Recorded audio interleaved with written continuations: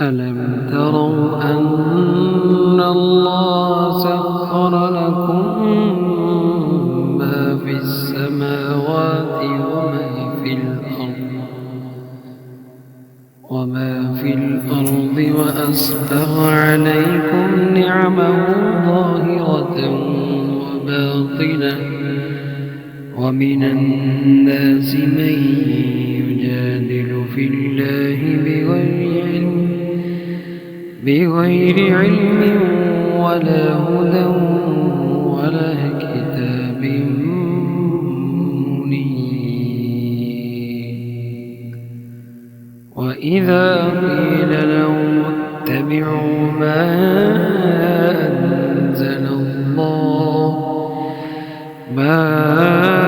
أنزل الله قالوا بل نتبع ما وجدنا عليه آباءنا أولو كان الشيطان يدعوهم إلى عذاب السعير. ومن يسلم وجهه إلى الله وهو محسن فقد استمسك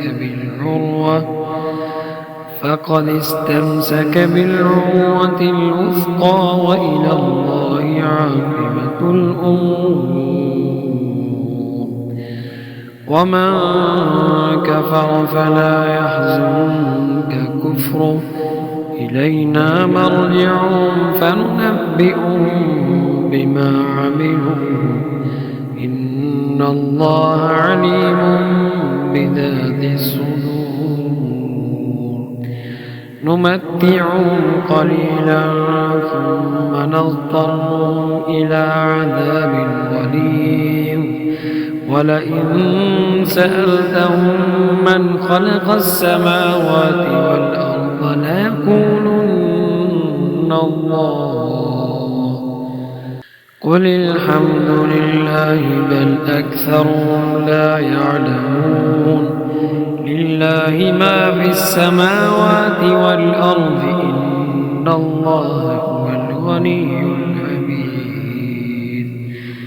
ولو أن ما في الأرض من شجرة أقلام والبحر يمده من بعده سبعة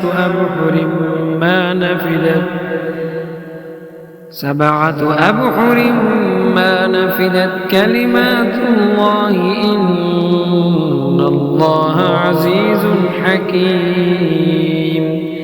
ما خلقكم ولا بعثكم إلا كنفس واحدة إن الله سميع بصير. ألم تر أن الله يولج الليل في النهار ويولج النهار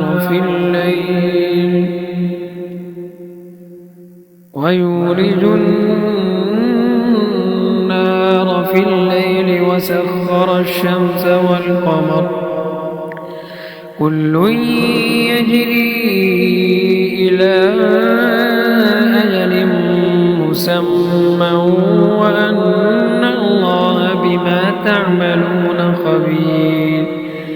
ذلك بأن الله هو الحق وأن ما يدعون من دونه الباطل وأن الله هو العلي الكبير. ألم تر أن الفلك تجري في البحر بنعمة الله ليريكم من آياته إن في ذلك لآيات لكل صبار شكور. وإذا غشيهم موج كالظلل دعوا الله مخلصين له الدين فلما نجاهم إلى البر فمنهم مقتصد وما يجحد بآياتنا إلا كل ختار كفور.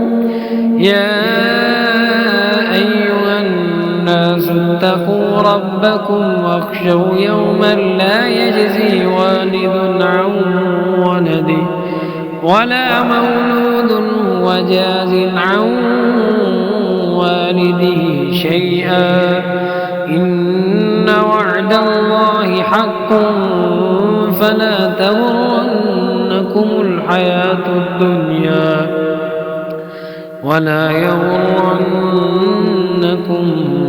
بالله الغرور إن الله عنده علم الساعة وينزل الغيث ويعلم ما في الأرحام وما تدري نفس ماذا تكسب غدا وما تدري نفس بأي أرض تموت